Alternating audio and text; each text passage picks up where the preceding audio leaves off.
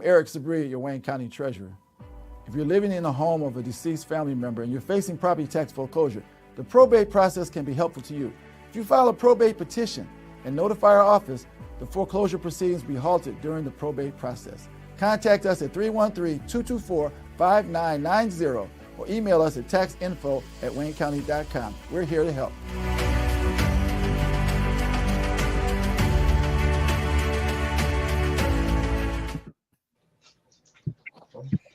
Good morning, everybody, and welcome to another episode of The Week That Was. Can you hear me? Yep. Okay, perfect. For some reason, my AirPods went on the blink. Saeed Khan here with what has been yet another momentous. In fact, we had one of our august panelists suggest maybe we should just ditch the show and just make it all Schmuck of the Week. Yep. And we lost him again. And we lost, yeah. There you go. Okay, there we go. Okay. See, censorship is alive and kicking in America. Well, with our panel today, we have former Fox 2 News anchor Huel Perkins. And Huel, you need to become Deadline Detroit's music critic. I see you at far too many concerts for you to let that skill just go idly by. Really? So, I've been busy raising money for charities. That's all I do these days. You know. oh, well maybe, my talents and my time to doing that. Maybe it's just I hear you singing in my ears. Anyway.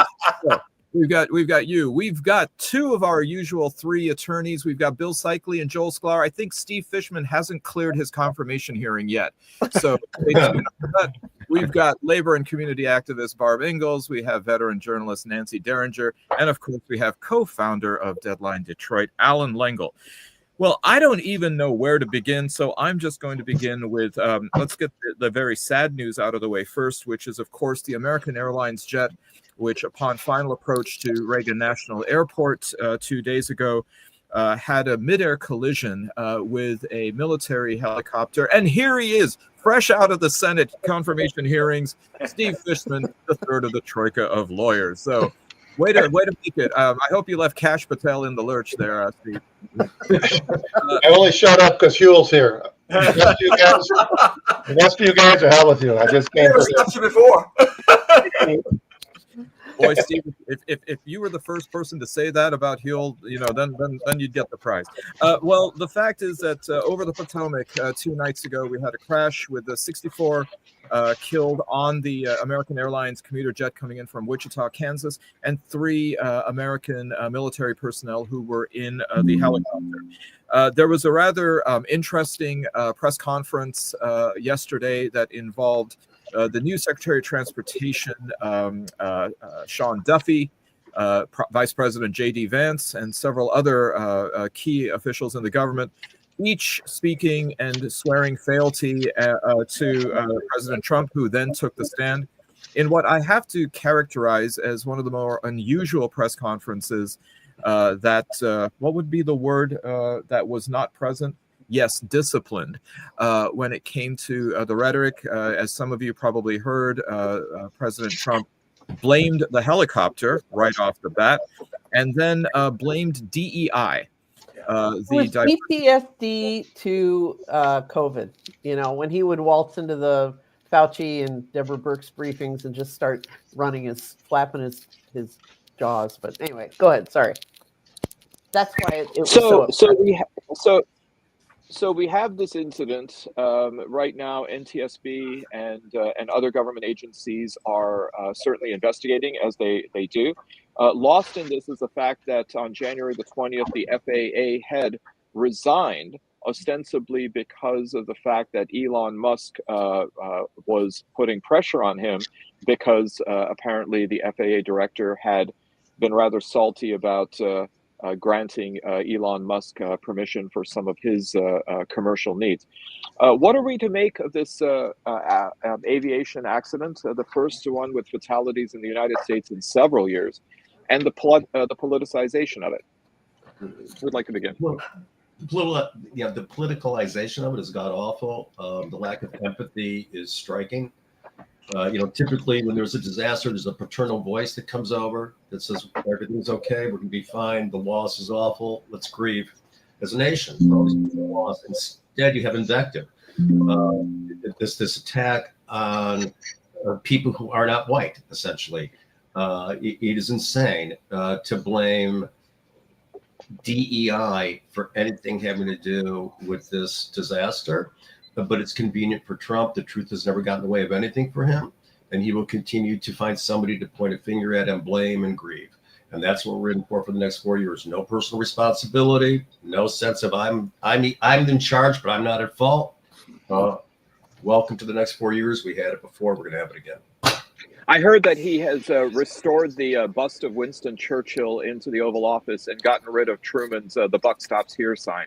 So, Steve. I thought of all the things that we've had to put up with from this asshole all these years. I thought that was the most disgusting thing I've ever heard in my life. Honest to God. You have an accident like this, whatever. Obviously, the people who do this stuff are going to come to a conclusion. They'll have a real investigation. They'll figure out what happened. Everybody knows that ever flies in and out of D.C., it's a weird airport, right? There's all kinds of close calls all the time.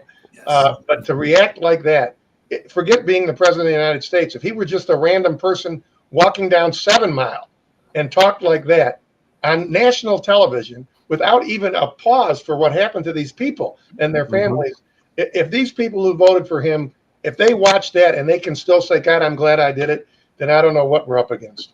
Well, Steve, it's no surprise that you thought that was the worst thing you heard from him because you were never subject to that travel ban. Let me tell you a thing or two. But I'm just kidding. That was a Muslim joke. Okay, Bill. First of all, Steve, I'd like to see Trump walk down 7 Mile. I don't think he'd make it. It would be a treat. I would not even begin to venture what the worst thing Trump has ever done is. I don't know that he has any limits. But I think that one of the really important things is that he comes out, blames it on DEI, talks about how bad all these federal employees are, and he completely misses what else this guy's been doing. He's trying to get all these federal employees to resign. There are not enough federal air traffic controllers as there is. And what's he trying to do? He's trying to get them to resign. Why? Because he thinks they're all woke liberal nuts. And can you imagine? I mean, we had one guy in there doing 2 people's jobs. That's apparently one of the issues they're looking at. I'm not ready to say it was a cause, but one of the issues they're looking at. And what's he doing? He's telling people, you ought to resign. We'll pay you for 9 months and you're out of here. What are we going to do for air traffic controllers? Exactly. His agenda, the fealty, the notion that he is now the emperor is more important to him than any policy, than anything else that's going on. And the American people either need to wake up and see this and begin to do something about it, or this is the end of the great experiment. What is it with Republicans and air traffic controllers? Huel. Well, look. I see Barbara raising her hand, and I think she. Oh, go ahead. No. Go ahead. No, but look. But I'm saying this: we are in deep trouble because, frankly, the American people not only voted for him. If the election were held today, he would win again. Huh. We have to realize that this country has changed dramatically and drastically. Frankly, white people don't care about anybody else. And they believe that Trump is their savior. He's going to make the world right again. He's going to put us back on top where we belong and put those colored people back where they belong. And that's the whole idea. Mm-hmm. So he mentions DEI. He's asked point blank, well, do you have any proof? I don't need proof. Well, how do you know? Because I'm smart. Common sense. Common sense. Common sense. But this is who he is. And sadly, he is backed by enough people in this country so that he can say those things and get away with it. And I agree with you. This is partly his fault because he's asking thousands of federal employees to simply resign, but you can get your job back if you pledge allegiance to Trump. That's the first criteria to work for this administration. Well, part of it, Huel, is that there's a lot of Americans out there who think Common Sense was written by T-Pain. Not Thomas. Barb, Barb. If you go to whitehouse.gov, which is really the most depressing website right now in the United States of America, this morning, what he posted was fact sheet. President Donald J. Trump ends DEI madness and restores excellence and safety within the Federal Aviation Administration. He posted that today. And it's the whole, if you just keep saying, people might start to believe it after a while. I do want to say he blamed Buttigieg, he blamed everybody. But I really don't think he would win again. He really, I'm serious. I am really serious here. He squeaked through. I counted votes. Nancy counted votes. It was. I think it was the Electoral College. No, he would win again. He would win again across the South, up through Montana, Wyoming. He would win again. But that had to do with politics. That's where we are as a country. Right. We're looking for answers. We're looking for solutions. He doesn't have it, but he preaches something that many Americans want to hear.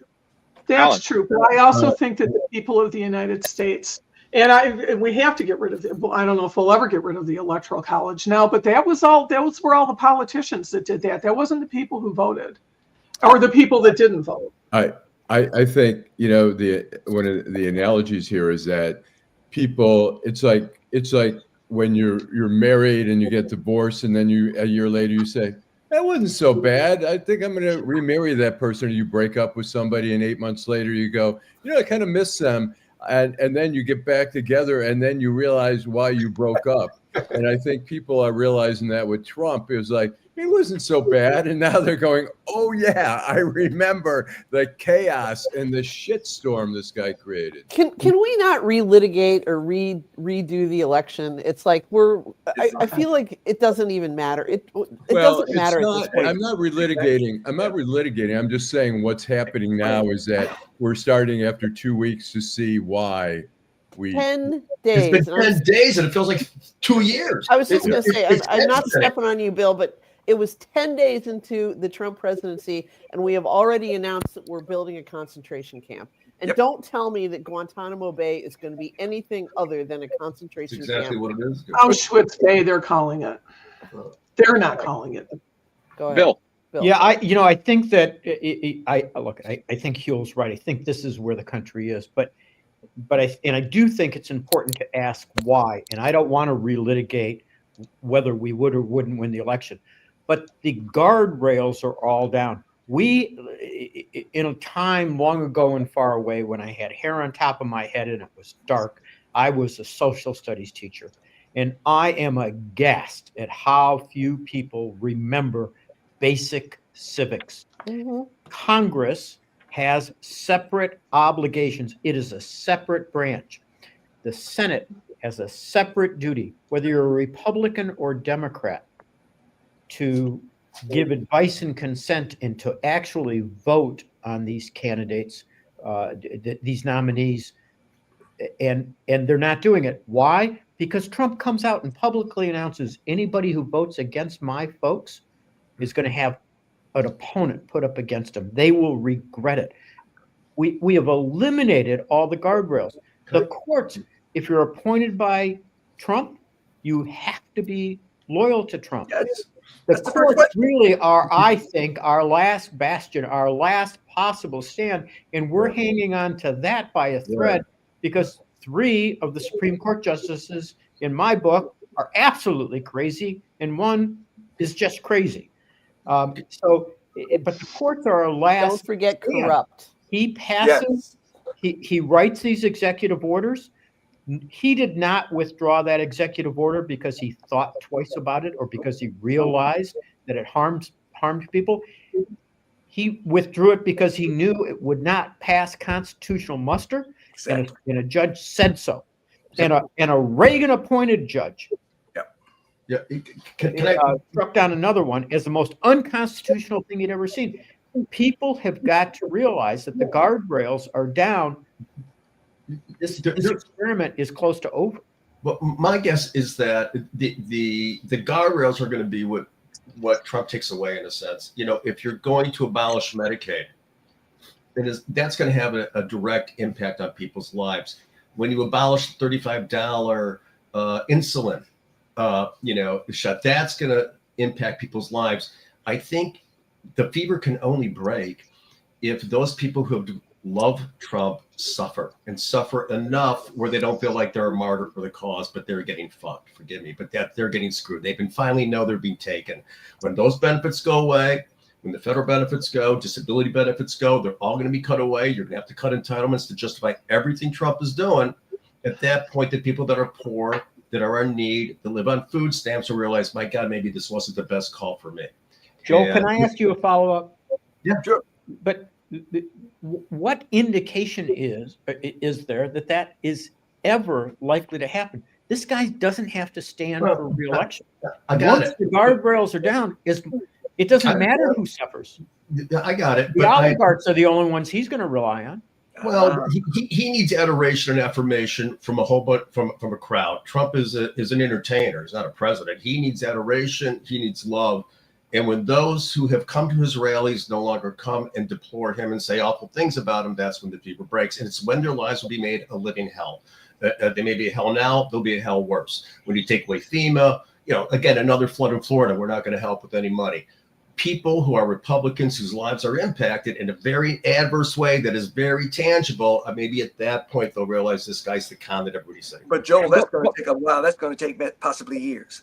Oh yeah. Oh no. That's going to take time. I mean, there's the cancer's got to take an effect before you realize what the hell I got. We have a cancer in the country that's only going to grow, and it's going to have that impact. It's it's going to devour the host. That's what. But it's because the people, the voters, have been smoking. Absolutely. This is what they wanted. This is what they wanted, and they're going to get it. Yeah. And then when the reality of it comes, you'll say, "Oh my God, be careful what you wish for." And so the reality of what's going to come has got to, I would hope, would change maybe the calculus, but God only knows. So the blame game is going around about the 77 million people who voted for Trump. But there's also an entire sector of society that didn't vote at all. They stayed home. And I think about a country like Australia where it is mandated that everybody cast a ballot. And I'm wondering that if it comes down to it, that as our democracy is now wobbly in this country and it becomes then the tyranny of the minority that can vote somebody in, is this something that we should go ahead and entertain? That it will never, ever happen. Because, look what happens when we make voting easier. Who always pushes back against early voting, mail-in voting, anything that makes it easier than going down on election day and standing in line? Who always pushes back against that? Republicans. Democrats are the ones that want to make it easier to vote. And, the Republicans don't want that. They see the people who take advantage of these things as their enemies. They want the crazy ones who stand in line on election day in pouring rain or snow or whatever. I just don't think it would ever happen. In fact, it's funny. Fun fact that I remember hearing in an interview with, I think it was some previous Republican Secretary of State of Michigan. The one case that they had found, this was before Trump made everybody crazy. The one case of a non-citizen voting in Michigan that they ever found was a gentleman from Malaysia who had immigrated legally and believed that he, because voting is required in Malaysia as well as Australia, that he had to vote. And so he went in and he, put down his driver's license and got his ballot and he voted. And, that was the one case that they had of non-citizens voting. And now, of course, we're about to pass this, this barrage of laws that's going to require you to come in with your original birth certificate and your passport and, whatever the hell else they want to drag out of you, which most people can't put their hands on. I'm 67 years old. I couldn't tell you where the hell my birth certificate is. Well, what you're basically saying, Nancy, is this means it confirms that why Malaysia was the villain in Zoolander. When they're going to go ahead and do this kind of mischief. I lasted 10 minutes in Zoolander, so go ahead. Alan, I think you had your hand up. I forgot why. We'll come back to that. So, I mean, Trump has been wreaking havoc when it comes to the distribution of federal funds in two ways. Not only that there is a lot of reliance on this, and we see, for example, NIH funding being suspended, which is going to have a ripple effect not only on medical schools, some of which rely very heavily on it for research and then spillover budget, but the opportunity cost for many institutions in this country to then have to divert funds to keep the medical schools and the research going, which means less funding for other areas. On top of that, there's also the phenomenon that people are genuinely scared that if they say something or blink or give him the stink eye, he's literally going to extort funding and withhold it from universities. So we are in that reality. Alan. Michigan State University on Wednesday canceled its Lunar New Year celebration because they were fearful that they might be violating the DEI policies of this administration and lose funding.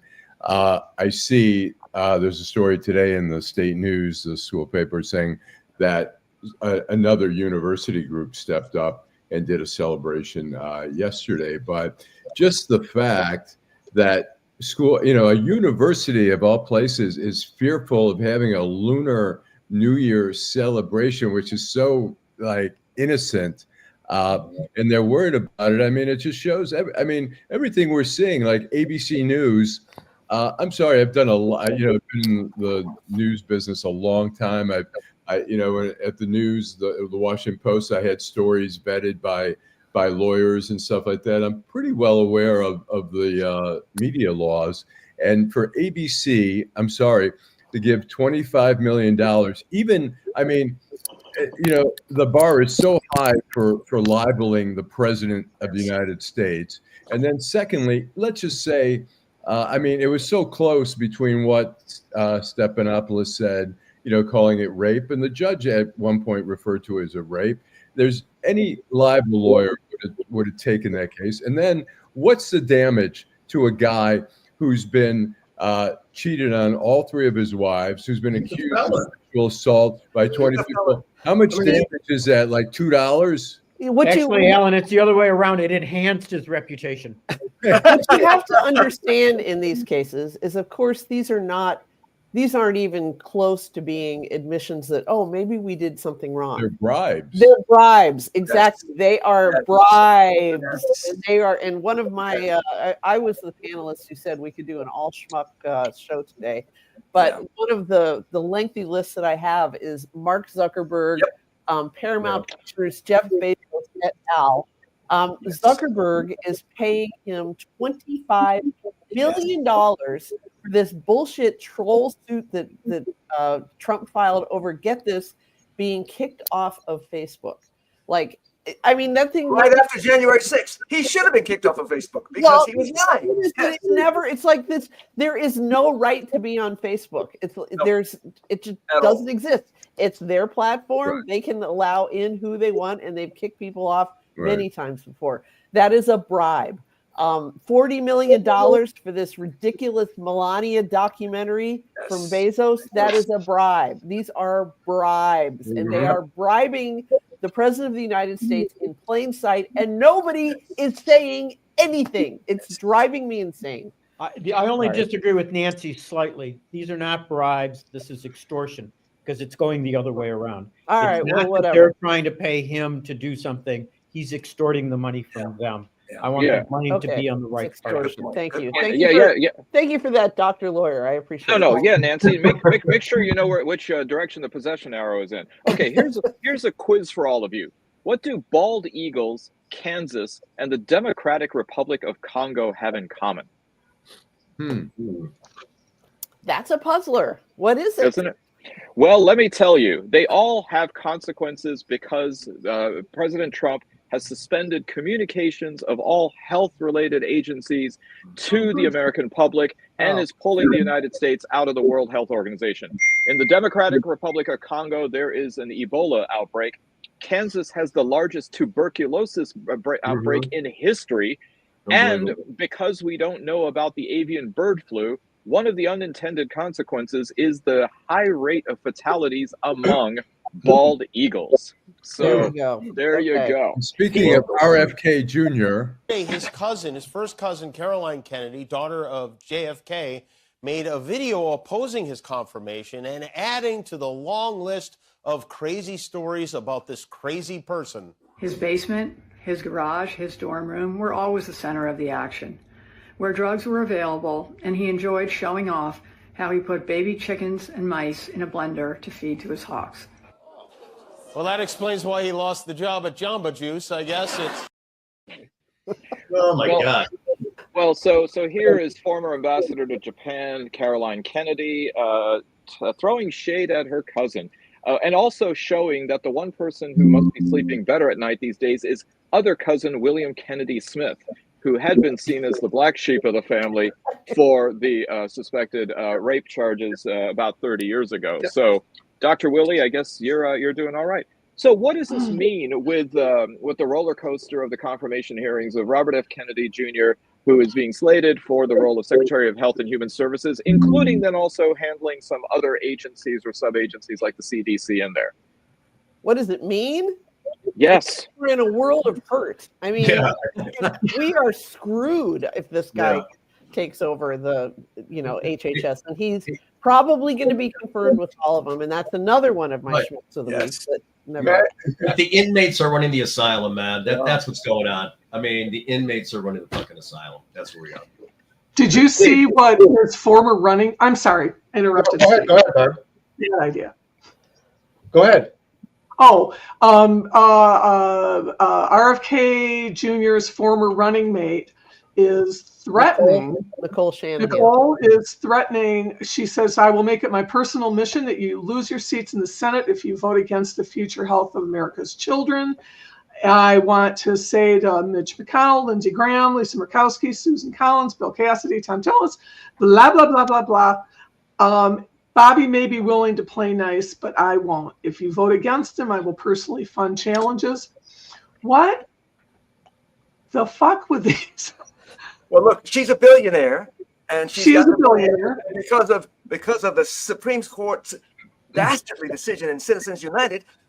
We've made money the focus of all elections. So any billionaire, Elon Musk, President Musk, anybody can spend money to decide elections in this country. It's ridiculous. And she is now vowing to do it. She won't be the only one. She won't be the only one. Fishman. It's horrible. It's horrible for the nation. And the only way to stop it, well, I won't say, but anyway. We're in big trouble. But here's how you stop it. Those senators have to be brave enough and strong enough to say, okay, bring it on. Yeah. I'm going to vote. Bring in your Silicon Valley bullshit. Even if I lose my seat in the next election. You have to have people with some courage instead of instead of hanging on to a seat they don't deserve anyway. Right. Fishman. Fish.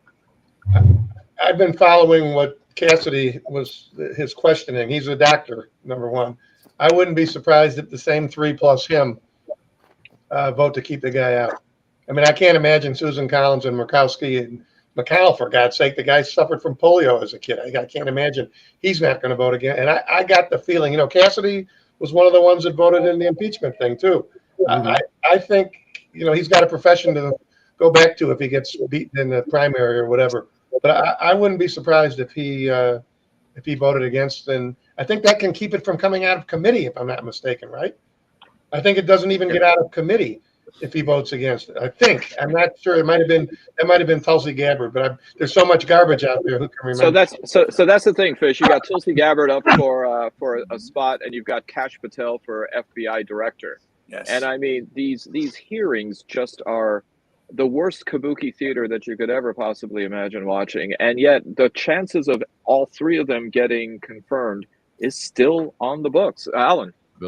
I was going to say, it's one of the heartbreaking things is to see Cheryl Hines, the wife of RFK, sitting behind during the whole proceeding. He was accompanied by his wife, the actress Cheryl Hines, who sat quietly behind her husband as he attempted to rewrite the story of his life. Did you say that exposure to pesticides causes children to become transgender? No, I never said that. Did you write in your book, and it's undeniable, that African AIDS is an entirely different disease from Western aids?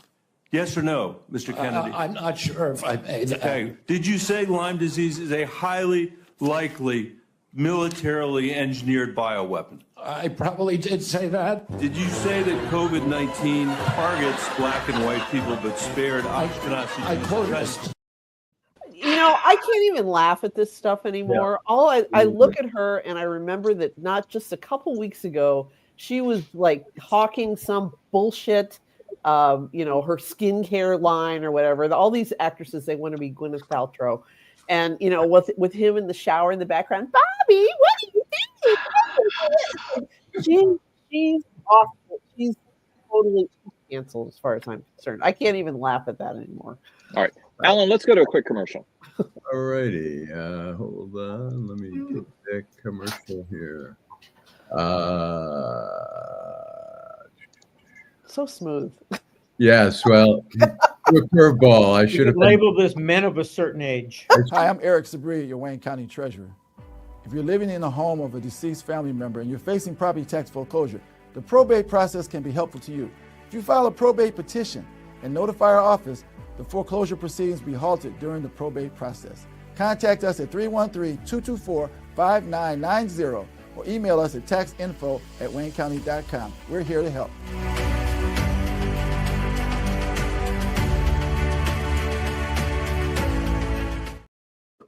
All right, Senator. Can I just add it to 10 seconds to this commercial? Wayne County had the lowest tax foreclosures, loss of homes in the last 20 years, thanks to that man on that commercial last year. Oh, okay. Nice. Oh, did not know that. So now that you've expanded the ad, are you going to pay the show for that particular edition? Because we could use the ad revenue. Hello?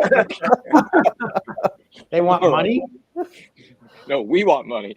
Michigan Senator Gary Peters announced this week that he will be retiring from the Senate and will not seek re-election in 2026. It seems like some people are already jumping into the ring, including, it seems, perennial candidate Mike Rogers, who's already announced. And, of course, on the Democratic side, there's speculation as to who might or should run. Some of the names being bandied about include, of course, former Secretary of Transportation, former mayor of South Bend, Indiana, Pete Buttigieg. At this early juncture, and I suppose it's never too early given elections, who do you think is going to be the odds-on favorite in the nominations? I think Buttigieg will have pretty good. I mean, he's polled well in Michigan so far. I think he'd have a shot at it. I don't know who the other obvious Democrats are at this point. I mean, Garland Gilchrist has been mentioned as a possible candidate. I mean, Haley Stevens. Yeah, and he hasn't gotten the endorsement of his own boss for governor, and he's not really considered a favorite. He's certainly an underdog, even though he's a lieutenant governor. I mean, I criticize Whitmer for not backing him. She's saying, "Oh, there's so many good candidates, and I'm friends with this person and that," but it's bullshit. The guy's with you for 6 years. He's by your side. I don't get why you don't. I think you look worse for not being very loyal to the person who's helping. Alan, hold on.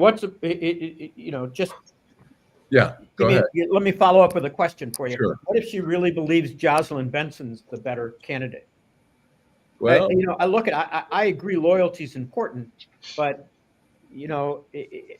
I don't know what her thinking is on this. I haven't spoken with her about this. I don't take much of a position, but Jocelyn Benson's certainly a pretty dynamic candidate. What if she really believes she's the better candidate, or that he would be more likely to lose to a Republican? I think all those are significant factors as long as she's staying out of it. I mean, I would completely agree with you, Alan, because you know how much I believe in loyalty. Right. I would feel differently if she came out in support of another candidate. But I'm not sure that it's incredibly disloyal for her to simply stay out of it. Well, I think if we see Jocelyn Benson as so superior, she's going to win anyways, and it's a win-win for Whitmer. I just think it looks. I think you have to take that chance, even if you think Benson. I mean, this is your running mate. This is a person who's been with you for 6 years. You say, I'm going to back. That's my feeling. I understand your point of view. Well, are you talking about the Senate race or The governor's race? The governor's race. Because Garland may have been considering a run for governor, but now that the Senate seat may be open, he may change his mind. Yeah, yeah. But you know, so there are other factors to consider there. Also, the Republicans are going to mount somebody too, and I'm hearing that Tony Dungy could be. Tony Dungy. Tony Dungy. Does he live in Michigan? Yes, born here, raised in Michigan. And never stopped Republicans before. Yes. He's not doing it. He's not doing it. Run for the Senate seat being vacated by. Okay. You know, it's also going to be John James, a noun, a verb, and a helicopter. He's going to be in there too.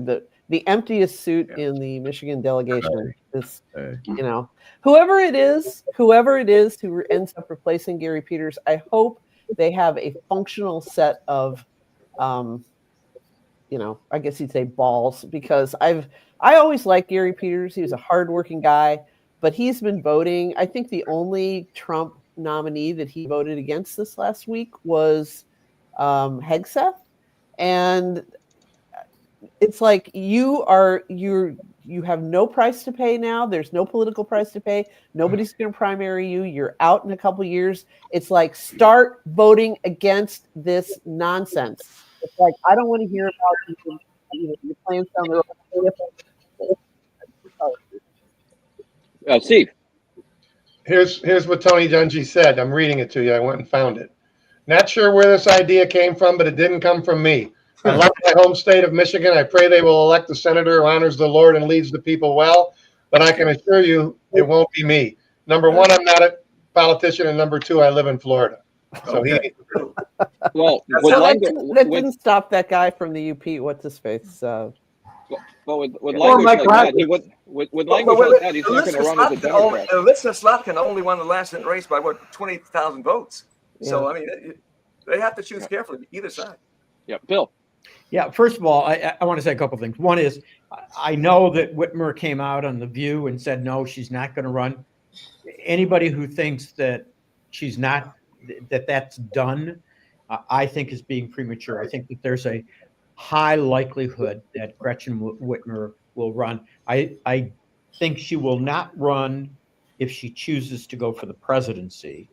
And I think that that's probably the issue that she's looking at, and I think she'll ultimately be deciding: am I going to start a presidential campaign or a senatorial campaign? But the idea that she's done with politics, anybody on this panel believe that? Okay. Now that that's done, the second thing is I'm going to take a slightly different approach than Nancy. I know Gary Peters. I consider him a personal friend of mine. I love him. He's a great guy. I don't always agree with his vote. He and I go at it from time to time about his votes. But there's no question he's been the most effective senator during his terms in the Senate, and one of the most effective congressmen in recent history. He's gotten more legislation passed than any other senator during his term. And while I won't go into the details because it's not appropriate, I didn't get any advance notice. I got a text message from Gary and Colleen seconds after everything else was released. I was surprised by his decision, but not shocked. What this man has gone through to be in the Senate and to be in the Congress has been horrific. And he's paid a price that most people don't even know about for being there.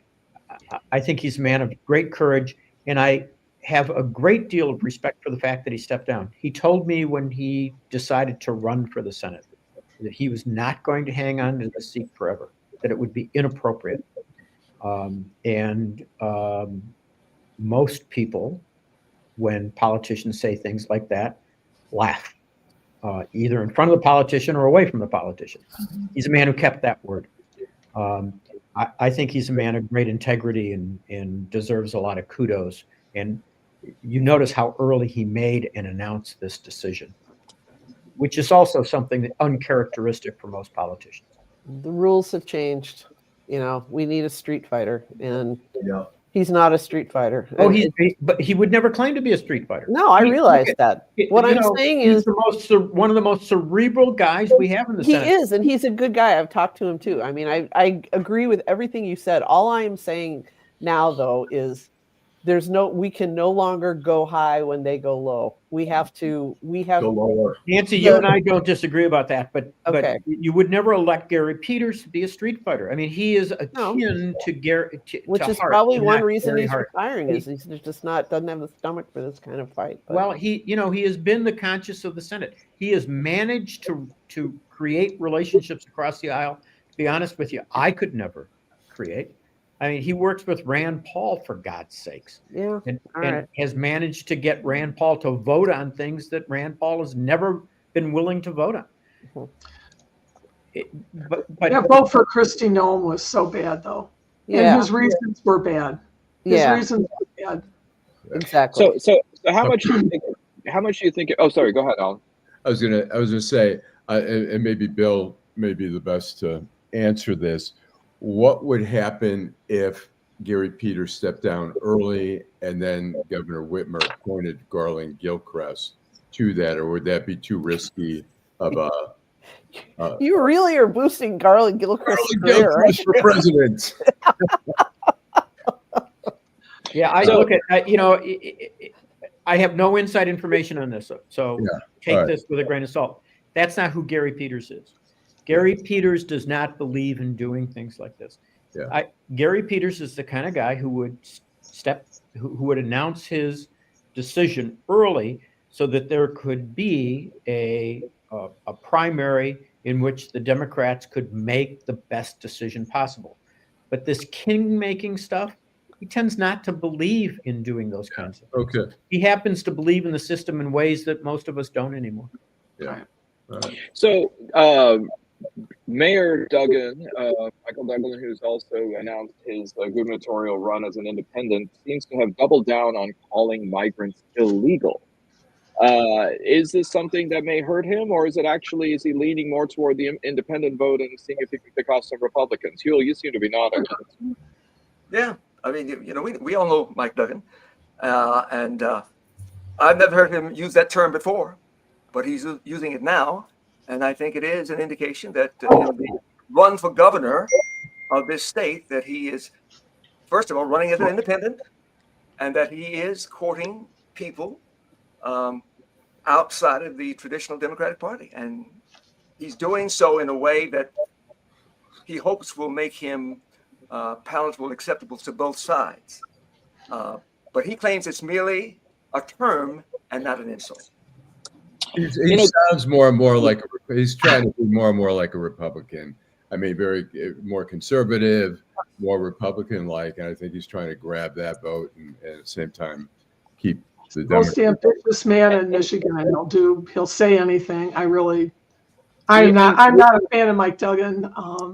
I have demonstrated outside of the Detroit Medical Center against some of his policies, and there has never been a rich man that he hasn't loved. A lot of good things have happened in the city of Detroit, but if you concentrate it into one specific area, it's fabulous. It's like a playground. Lots of places have not seen that kind of attention, and I think that's something that's very Detroit, is to really count on a billionaire to come and save us. And it's, as long as I've been alive, it's been Henry Ford, or it's been an Illich, or and I think that Duggan is the same guy. I think Barb Elizabeth Taylor did that too. She never met a rich man that she didn't love. eight times. Bill. That was a very good line. Say, look, I admire the administrative skills that Duggan brings. However, as I said on the show before, I find what he did by abandoning the Democratic Party and running as independent as cynical of a move as I've ever seen, and more likely to create a situation in which a Republican is going to become elected as governor. But this move, everyone who's looked at the polling knows that one of Duggan's problems is that he thought he would do well outstate. And most of the white folk up in northern Michigan, they think, I don't care that he's white, he saved the city of Detroit. Why would somebody do that? Yep. And this is leaning in to those folks. I find it cynical, depressing. It's amazing how much bullshit people will believe. Do you remember when during James Craig's brief, ridiculous campaign for governor, the conservative line on him was he kept Detroit from burning, and it's like, who was even lighting a match? I mean, there were some. I mean, he personally kept Detroit from burning in 2020. It's like, give me a break. But well, on the Detroit front, it may not have been a fire, but it was certainly something that closed down a restaurant. Lafayette Coney Island is closed for remodeling, and it seems as though the neighbor and rival, American Coney Island, had something to say. Co-owner Grace Quiros really threw some shade at Lafayette by claiming that it has a how can we put this? A critter infestation, one that is also then affecting her place of establishment. Joel. I'm offended by this one. More lawyers go to Lafayette Coney Island, and I think that has something to do with her. Let me say something. Number one is I made a promise to my brother when I was 12, when he took me to Coney for the first time, that I would only set foot in Lafayette. I would never set foot in America. And I knew the first time when I went to Coney Island with him that I went to take a piss in the bathroom, but this was not the cleanest place in the world. So I've known my entire life that Coney Island probably has some health issues, but my God, I love it. And I will go back. I'm a loyal fan to hell with America. If there's a few droppings, God knows, maybe it adds to the texture. So I am a loyal Lafayette fan. Yes. But Joel, the fact that you've already violated kashrut law to eat there means that there is no bottom for you. It's a shanda. I want the kosher dog. I don't know. It's but Lafayette is, come on, man. It's Lafayette American. I agree with you, but it's because lawyers go to Lafayette that they call them rats. Look, you guys realize that these restaurants are from the same family. Gus, the grandfather, grandfather of Grace started it. Then his brother, Grace's uncle, started Lafayette. Right. It's the same family. Now the uncle sold Lafayette to the employees, and that is the heart of the problem. They haven't been cleaned up. They share a building and a wall, but they are totally different. Totally different. And look, if I'm a business owner, I'm going to do the same thing that Grace did. Hey, I'm next door, but I don't have a rat problem. Those two restaurants were investigated on the very same day, and they didn't shut down American. They shut down Lafayette because of rat droppings. I'm not going to Lafayette, period. Done. If you work in downtown Detroit long enough, you're going to see rats. You're going to see rats all over the place. You're going to see rats. If you work in downtown Detroit for 5 minutes, you're going to see rats. Right, but I mean, it's almost hilarious. I remember visiting. My best friend worked at the Free Press for a long time in the Free Press building, and the amount of mice in that building were famous for how many rodents were just freely running around.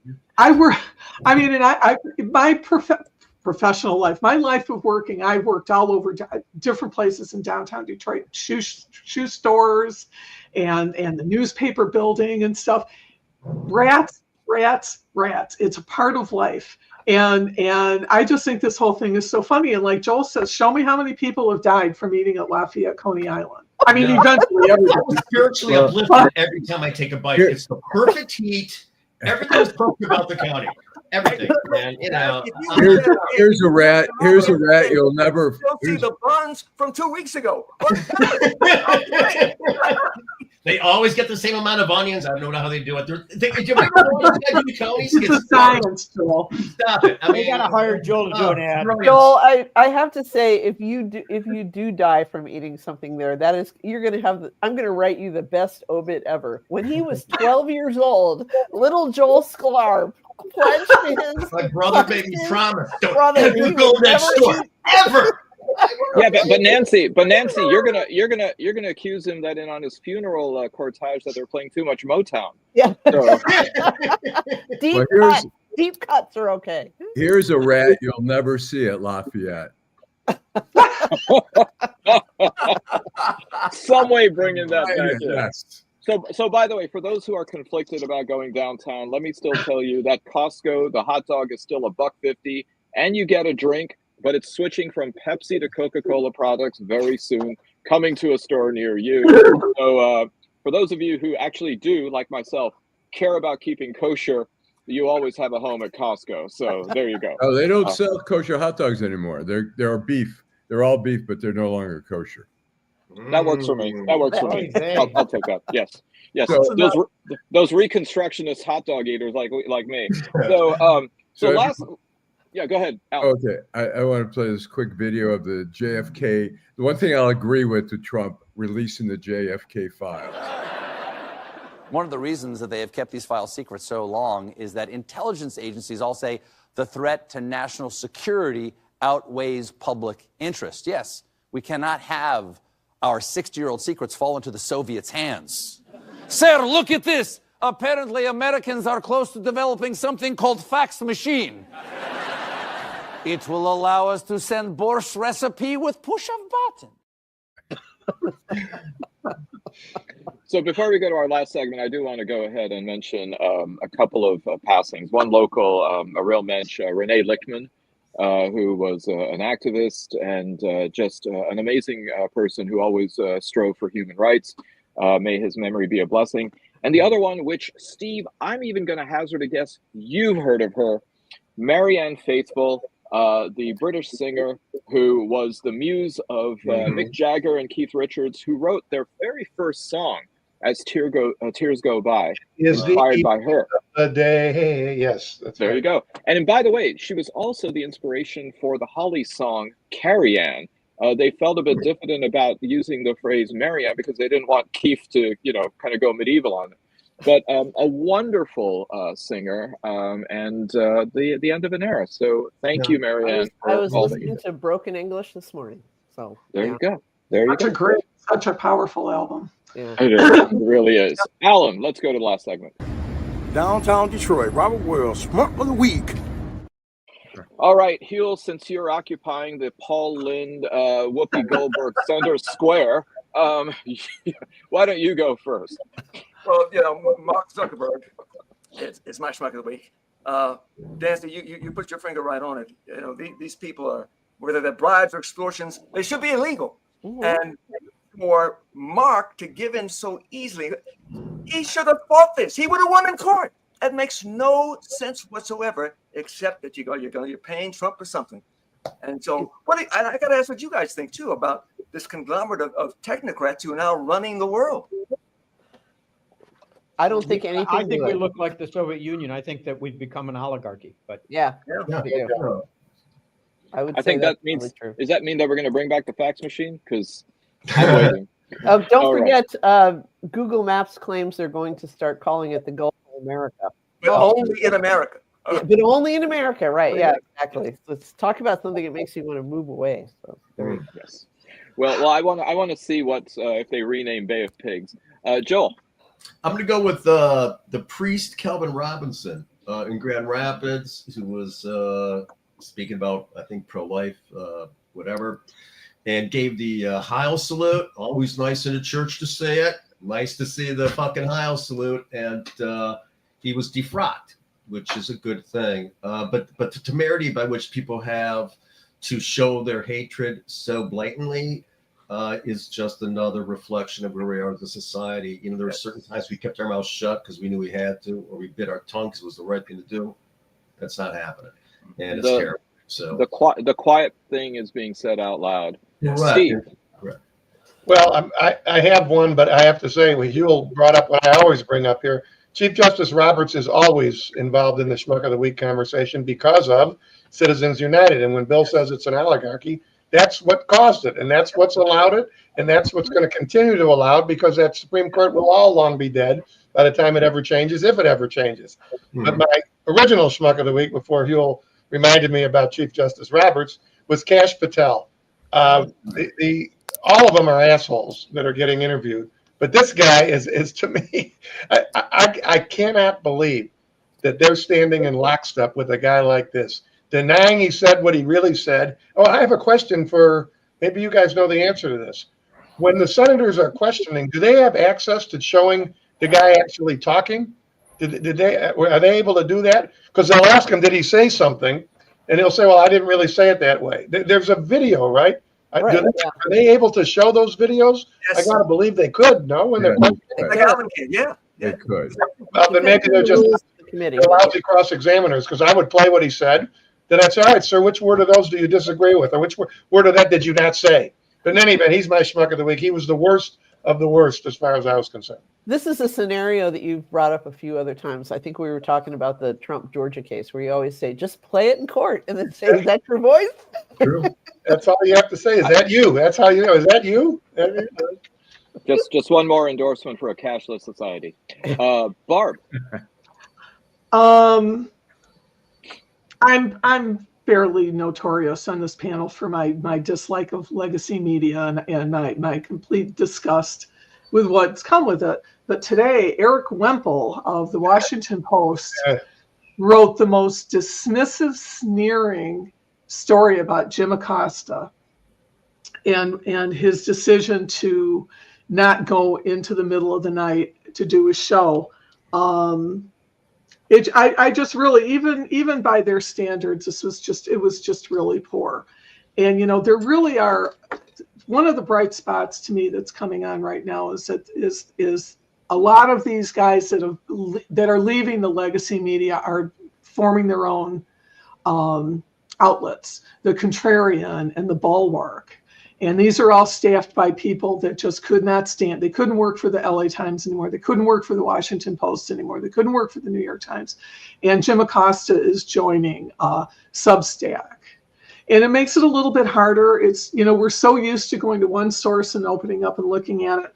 But a guy like Eric Wemple, who's probably just trying to save his stupid job, but he's not helping anybody. That's not free speech. It's bullshit. So that's my, and the Washington Post that published it is my schmuck today. If you're looking for an alternate source, Zetio, which was started by Mehdi Hassan, who was formerly at MSNBC, really solid journalism coming out of there. Bill. Yeah, look, I had Zuckerberg on my list along with ABC for pumping $50 million into the Trump kitty.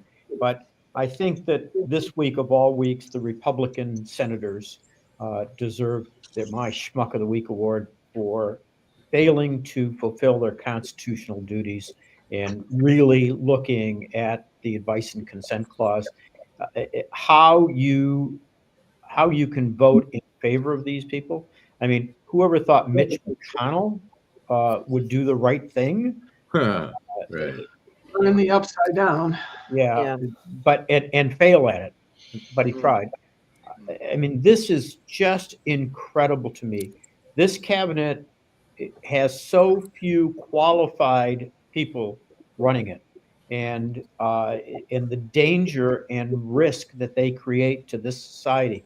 You know, these people who want to push out all, you know, who are supporting this, who want to push out all these public employees that Trump is trying to buy off and push out, are going to rue the day when they can't get anything done in the system. Mm-hmm. Not to mention the fact that the Justice Department is being dismantled. Yep. It's going to be decimated. Yep. And maybe if you're a criminal defense attorney, that's a good thing, but I don't think so. Steve. I'm glad you said that, Bill, because a very good friend of mine, he and I were in court yesterday. And as we walked in the door, he's a veteran federal prosecutor, also had experience at the Wayne County Prosecutor's Office. Very fine guy and a very fine prosecutor. And he was still kind of in shock because he got one of those letters that said, either you do this or you do it.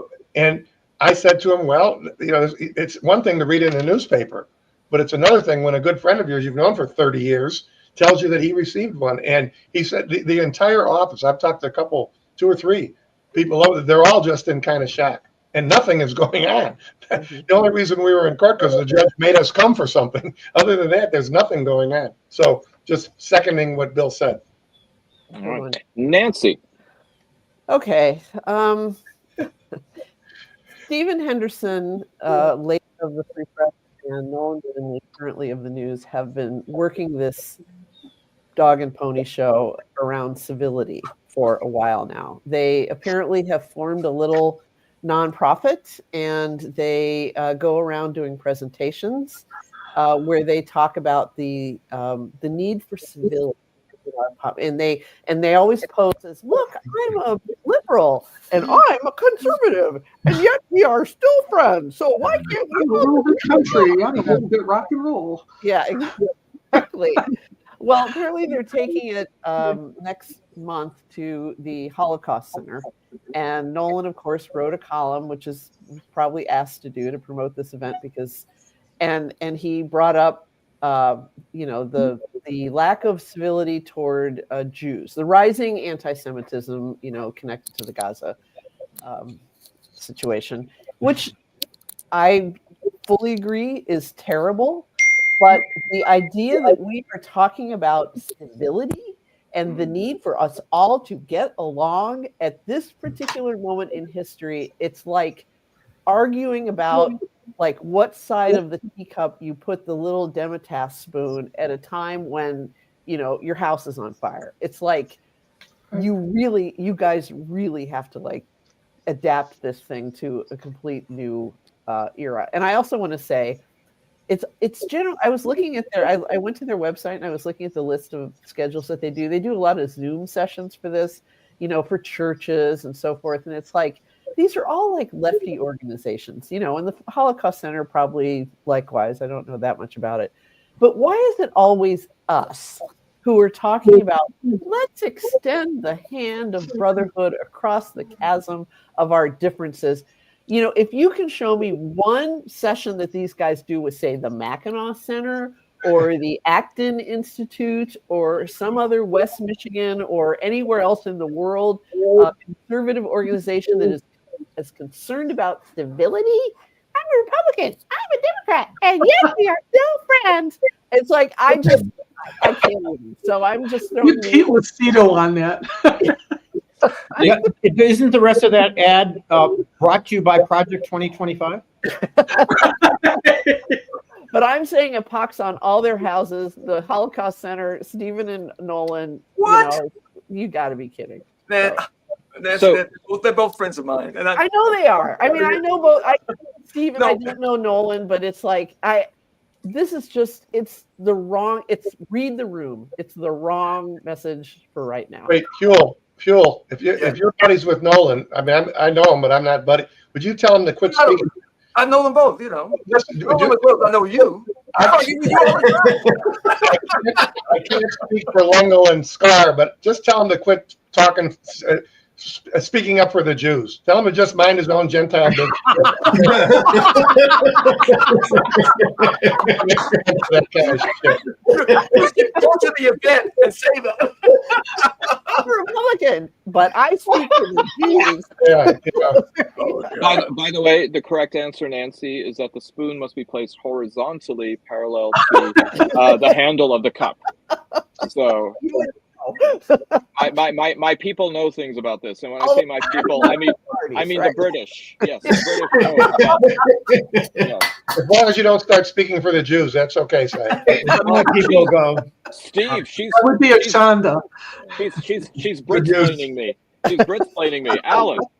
A couple of things I want to point out. I don't know if you've seen this article in the Atlantic.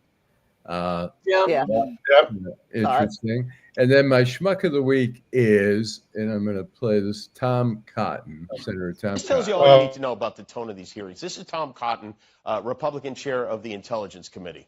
I will note that during Senator Bennett's question and answer, there was 2 disturbances in the room. The first sounded like a cell phone. I would ask everyone on both sides of the dais, if you have not silenced or turned off your cell phone, please do so now. The second disturbance was the cries of a small child. We will welcome such disturbances because the cries of an infant are the sound of answered prayers. That's a human person. What? I mean, you know, I listened to John Cronin, Senator Cronin from Texas, ask the question to Kash Patel. Do you believe, or I think it was to Kash Patel, do you believe this is the greatest country in the world? Those are the kind of questions, the probing questions that they're asking. Yeah, exactly. You know, that's probably the first time that question's been posed to an Indian American. So, you know, give him some latitude. Well, I've got two schmucks. Well, one is a collective, and that is all the people who falsely accused or suggested that a transgender soldier named Joe Ellis was the helicopter pilot on the helicopter that collided with the American Airlines jet. There was no evidence of that, and in fact, very much alive Joe Ellis apparently has tweeted saying, "'Twasn't me."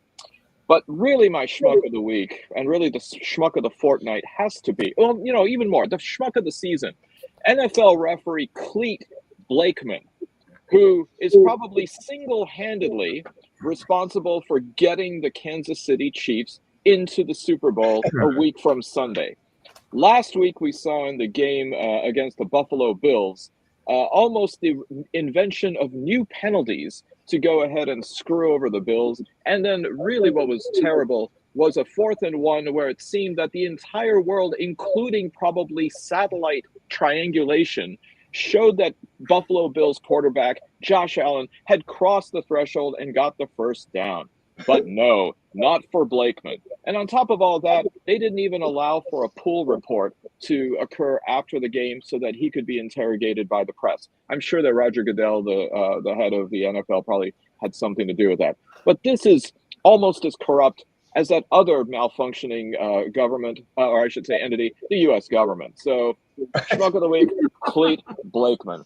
Who wants to see Kansas City in another Super Bowl? Not me. Well, I mean, well, actually, Nancy, you say that now we have a repeat of the Eagles and the Chiefs. The going rate for tickets is actually going down. So yeah, people we have to pay more for insulin now. So do you have an obstructed view of the luxury box where Taylor Swift will be cheering and all that? No, and I think by no coincidence, Barb, the price of renting Heidi on Netflix has soared to $200 during the Super Bowl. I actually remember that. I do too. I thought my father was going to have a stroke. Saeed, before we get going, can I make a suggestion? Yeah, I'd like it to come from this show. I think, you know, in light of the changing of the Gulf of Mexico to the Gulf of America, they're talking about renaming the Bay of Pigs. I think there's only one possible new name for the Bay of Pigs, and that's the Bay of Trump. And I think that we ought to make that suggestion, or make it the Bay of Trump Pig. I don't know. Well, you know, the runt in any litter bill is known as the stupik, according to the Amish. Reference from the 1985 Harrison Ford movie Witness. That's all that I love the movie. Yeah, that's all I learned from the movie, except that, you know, and I guess maybe, Alan, you should say this in your sign off that you be careful out there among the English. Anyway. Well, listen, thank you for another wonderful conversation about quite a bit of ground that we covered and some contentious issues. Thank you, Bill Seikaly. Thank you, Steve Fishman. Thank you, Joel Sklar. Thank you, Barb Ingalls. Thank you, Huel Perkins, for joining us again. Thank you, Nancy Derringer. And thank you, and with the last word, always Allan Lengel. Drive home safely. Thank you.